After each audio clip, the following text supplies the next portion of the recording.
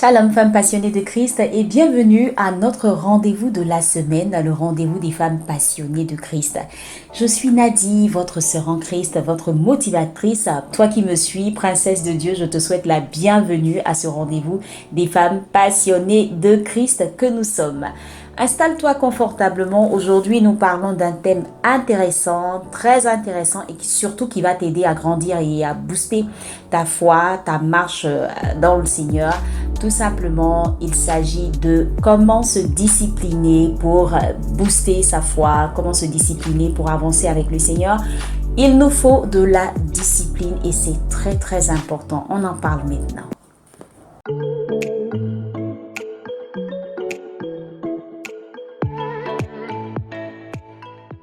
Quand j'ai accepté le Seigneur, l'un des défis que j'avais, c'était de surtout maintenir ma foi chrétienne, la booster. J'avais du mal en fait à être constante dans ce que je faisais avec le Seigneur. J'avais du mal par exemple à prier tout le temps. J'avais du mal à respecter le programme de prière que j'avais. J'avais du mal à grandir dans ma foi parce que je ne respectais pas assez. Et je n'étais pas assez organisée dans tout ce que je faisais. Je n'avais pas de discipline en tant que telle. Je priais quand je voulais, je priais aussi quand j'avais le temps. Voilà, c'était surtout ça, prier quand j'avais le temps, faire ce que je devais faire quand j'avais le temps. Et si j'étais trop occupée sur le plan professionnel et tout, j'avais du mal à consacrer vraiment du temps au Seigneur. Et ça a été un gros problème pour moi. J'ai commencé réellement à grandir dans ma foi chrétienne quand j'ai appris à me discipliner. J'ai compris même qu'à cause de ce manque de discipline, il y a beaucoup de choses que j'ai ratées. J'ai raté beaucoup de bénédictions, c'est sûr. Et vraiment, je tiens à vous donner ce conseil-là. Vous êtes une femme passionnée de Christ, vous aimez le Seigneur, vous voulez grandir avec le Seigneur, il vous faut de la discipline. Comment y arriver? La première des choses, c'est qu'il faudrait que tu puisses durement traiter ton corps. Dans 1 Corinthiens 9, verset 27, l'apôtre Paul nous explique comme ça qu'il faut traiter durement son corps. Parce qu'en fait, les désirs de la chair ne nous aideront pas du tout. Quand vous aurez envie de prier, vous aurez plutôt envie de faire autre chose. Quand vous aurez envie d'adorer le Seigneur, vous aurez envie de faire autre chose. Il y aura toujours cette lutte et ce combat entre les désirs de la chair et les désirs de l'esprit. Et donc, si tu veux te discipliner, il faut que tu arrives tout simplement à t'imposer des principes, à t'imposer des règles, une discipline pour te permettre de grandir dans ta foi avec le Seigneur. Dès lors, il faut traiter durement son corps, ne pas satisfaire tous ses désirs et ses besoins, vraiment faire la part des choses. Organisez-vous en fait. Vous pouvez avoir un programme de prière par exemple. Vous pouvez décider de vous lever très tôt le matin à 4h30, 5h. Vous êtes déjà debout pour faire votre prière. Donc vous utilisez le réveil pour vous réveiller.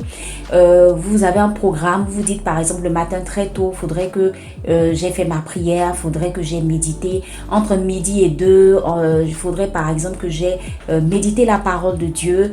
Je m'arrange le soir à avoir un programme de prière de telle heure à telle heure. Vous organisez, vous créez en fait un programme qui vous aidera vraiment à être connecté en permanence avec le Seigneur. C'est-à-dire un programme qui vous permettra d'avoir du temps pour le Seigneur. Vous vous imposez ces règles-là et vous faites tout, vraiment vous faites tout.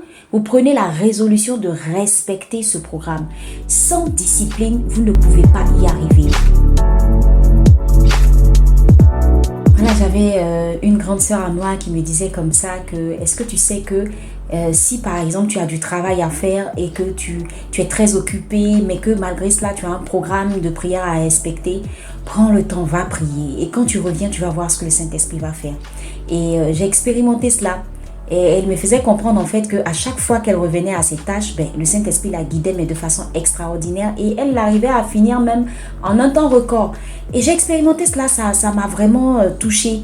J'avais beaucoup de choses à faire, je me suis dit voilà, je ne pourrai pas parce que je ne vais pas prier, c'est pas la peine parce que je ne pourrai pas. Je l'ai fait, je suis allée, j'ai médité la parole de Dieu mais je vous assure que quand j'ai fini, que je suis revenue à mes tâches, le Saint-Esprit m'a inspiré, mais d'une manière, un travail que j'aurais mis par exemple 2 à 3 heures de temps à terminer, je suis arrivée en moins d'1 heure. C'était comme s'il y avait une voix qui me guidait, qui me disait, va, fais ci, fais ça, écris comme ça, fais comme ça, fais comme ça. Parce que simplement, j'avais mis ma confiance en lui. J'avais mis ma confiance en lui. Je me suis dit, Saint-Esprit, tu vois, tout le temps que j'ai mis à prier, il faut que je rattrape ce temps-là. Alors, aide-moi à le faire. Et franchement, j'y suis arrivée par la grâce de Dieu. C'est pour vous dire que simplement, il faut être en connexion avec le Saint-Esprit. Parlez avec le Saint-Esprit. Soyez des amis avec le Saint-Esprit. Quand vous comptez sur le Saint-Esprit, il vous guide. C'est le meilleur conseiller. C'est le meilleur conseiller. Et donc, on n'a même pas à se priver en fait. Moi, je ne me prive pas du tout. Saint-Esprit, est-ce que tu aimes ce que je fais? Saint-Esprit, est-ce que tu apprécies ce que je fais? Il y a toujours cette voix pour vous répondre, pour vous dire, ne va pas là, ne fais pas ci, ne fais pas comme ça. Et très souvent, quand on n'a pas envie d'obéir, eh bien, quelque part, on se casse un peu la figure, quoi. Ça aussi, ça m'est arrivé. Et ça arrive à tout le monde. Il faut avoir confiance au Saint-Esprit. Si vous voulez être une personne disciplinée, laissez le Saint-Esprit vous guider, vous conduire. Et vous allez voir que vous allez réussir beaucoup de choses. Et ce sera formidable. J'ai été ravie de passer ce moment avec vous, en votre compagnie. Vous avez nos contacts, vous avez également notre adresse mail. Si vous voulez nous écrire, n'hésitez pas. Écrivez-nous et puis faites-nous part tout simplement de vos préoccupations. Si vous avez besoin d'échanger également, s'il y a également des thèmes que vous aimeriez qu'on puisse aborder, n'hésitez pas, écrivez-nous et ensemble, on partagera.